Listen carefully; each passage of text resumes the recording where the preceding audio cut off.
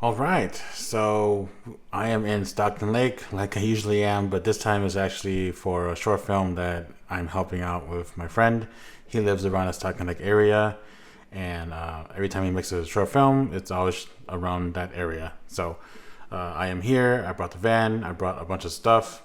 I am actually first AC for this production, but then since I have all the sound gear and the sound knowledge, the director has been asking me what we should be doing for certain situations. You'll see later that they're going to be on a boat, and capturing boom is impossible. Capturing wireless lav might be a little difficult as well. So I gave him some options. I said we could use my little Zoom F2 recorder, run time code, and just have it running, and we don't need to worry too much about those issues. So that's what we did. But right now, we're at our second location, which is the beginning of the trail to the shoreline. I'm trying to prep as much stuff as we can so we could just do one trip. There's a little bit of issues of, like we need things to get rolling, and the weather is kind of imminent. It's going to rain like later on. So we're trying to capture as much as we can. We're kind of running fast, which I don't like. I would rather us kind of like stop a little bit before we start continuing. Like ask like, what do we need to bring? What can we bring? How can we bring it? And to try to get one trip. But overall, it had to be two trips anyways because we need a dolly. So we weren't going to bring that along the way there. But this one here, we are at the edge, like I said, of the trail, which goes to the shoreline, which the whole hiking trail is about half a mile. So that's longer than you think because we're lugging a bunch of gear. It's uphill, downhill, and it's it's kind of far. So we have to do it twice there. But this short film is kind of a passion project that the director has been trying to make for a long time, and he has been trying to make it. Budget happens, life happens, family happens. You gotta use money for your family first. And when he called me about it, I told him, I was like, let's just make it. Don't worry about paying me because let's just make something. We need to do something. Let's finish the project that you want to make, because a lot of people, they help me for free all the time anyways, and I don't mind helping him for free because I know him for a long time now, and we're friends. So I was just like, let's just do it, dude. Let's just make this film. And right there, that's Emma. She is our song person, but we don't really have roles. We have main roles, but like we kind of did everything, because we just that's just what's needed, really. I may be AC, but then the director wanted me to actually do B cam once there was time to do B cam. So, and then like usually on that, the Emma would pull focus for David there, the DP, and Ramar, he's there as a gaffer, but there's nothing to gaff when you're outside, especially during overcast day. So he would like help, pull focus for me as well. So yeah, everyone just kind of does their own or does their thing and make sure things like run properly, and we do what we need to do. This scene, it's a little difficult to like love the actor here. He's wearing some kind of tight and not tight, and he doesn't really have under like a lower or an undershirt over the jacket there. So we kind of took off and left we'll put the lob in and out all the time, and it was kind of a pain almost there. This situation, we're kind of running with the gimbal for most of these shots that are towards the trail, just for a little bit of speed. Like this next shot here is more of a dolly shot, but it's kind of far, so we don't have 15-foot rails to set up for a dolly here. But so we just run the gimbal. It's a little bit quicker as well. And the director's monitor that I brought really helps out for the director. He gets to see it and gets to direct how he needs to direct. He's doing kind of both things. He's also the actor. He's one of the actors in here because he's kind of an actor first, and he's good at it. But yeah, this helps out. Like director's monitor is such a helpful thing, and it's very affordable to get now. So I would kind of like push anyone who has the budget to get director's monitor for the productions. Like, it's a nice thing to have.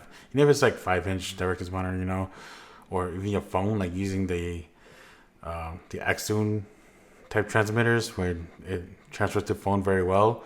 Like, that's a bonus right there. So it just helps out because like directors won't be over the cam operator or DP's like shoulder looking constantly, and they can't really see well too, especially if you're running like a Blackmagic camera.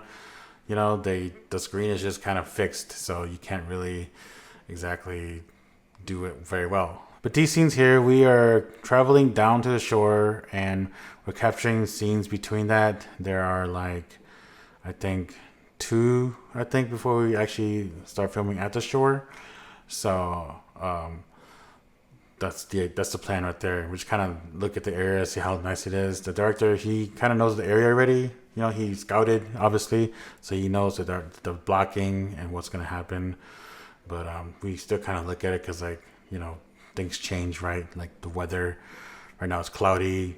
I think the idea was if it was sunny, it'll be better. It'll look better. But I think cloudy works more for what the scene is going for.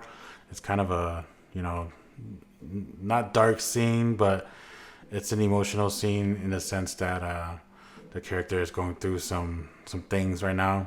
And I think the overcast works a little bit better as compared to like the sunny cast that might happen there.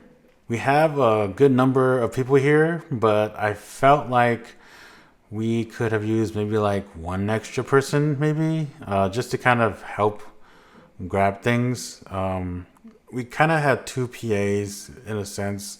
There's a younger guy there, and then like one guy that's slating, that's kind of PA. I think he's also in charge of the food, but he's helping out as much as he can. Like I said, we do what we can. We do everything that we need to do, but this trail is just like a long trail and it's kind of difficult to work around. Here we are at another stop right in the middle of the trail here. We traveled probably about, I would say maybe 200 feet further down. I don't know. I can't decide right now, but it's pretty far down. But we are close to the shore again. We're traveling down to the shore, like I said. And we're just kind of chilling, doing more of the scene here. It's a continuous scene, so it works out anyways. And there's really very little coverage for each of these scenes. But here we are now at the shore, and we've decided on our certain angles and shots. I've taken the B camera out. This right here is the B camera. It is a lot more rigged out than the A camera because I just like to do that. I like to have all the luxury, if I can, to rig out a camera. We are running time code. The master time code is going into the audio bag, and then I'm running everything else through the technical sync and also through the ultra sync blue to run Bluetooth time code to the Zoom F2s. Right here I am on a 35, far away from everyone, kind of giving a wide shot, not super wide though, just kind of capturing the boat as they kind of travel through the water there. Like I said, they're traveling through the water, so it's a little far, so wireless transmission might not be the best option, and I was just like, let's just kind of ignore that. Unfortunately, you don't get to monitor the F2s, and one of the microphones, they kept like coming in and out with the connection, I think. So that's kind of the sacrifice you go with there. The rigging I had for the Blackmagic camera here, I had a clamp for the technical sync. Top handle always.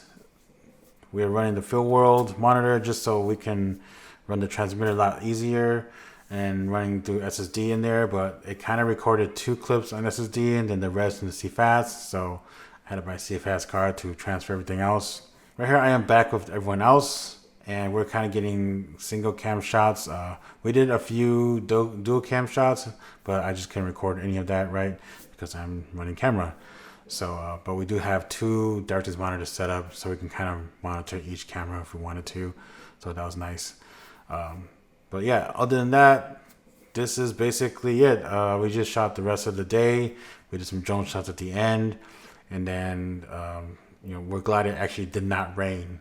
It sprinkled a little bit. It was a little bit scary, but then it didn't rain after all, so we got lucky there.